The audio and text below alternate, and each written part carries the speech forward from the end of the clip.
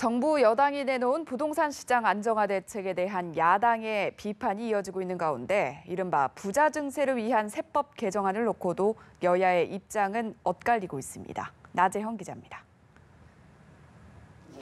야당은 정부의 주택시장 안정화 대책이 근본적인 대책이 될 수 없다고 비판했습니다. 한국당 송석준 의원은 원내대책회의에서 수도권 규제와 같은 시대착오적 규제에 대해 근본적 검토가 필요한 시점에 오히려 반시장적 정책이 난무해 우려스럽다고 비판했습니다. 바른정당 이해훈 대표도 턱없이 부족한 서울의 주택 공급 부족을 해소하기 위해서는 공급 규제를 과감히 풀어야 한다고 강조했습니다.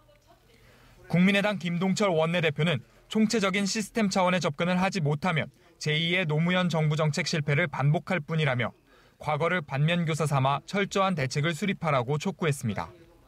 한편 야당은 국회로 넘어온 세법 개정안에 대해서도 세금 포퓰리즘으로 규정하고 반대 입장을 분명히 하고 있습니다.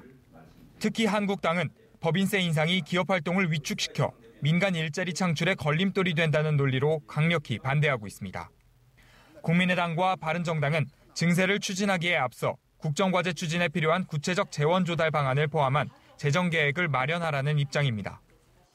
여당은 부동산 시장 안정화 대책과 이른바 부자 증세가 서민을 위해 꼭 필요한 정책이라고 주장하고 있습니다. 우원식 원내대표는 오전 당정협의에서 서민 주거 문제 해결이 최고의 민생 대책이라며 서민의 집 걱정, 전월세 걱정을 더는 것이 정치와 정부가 해야 할 역할 중 가장 중요하다고 강조했습니다.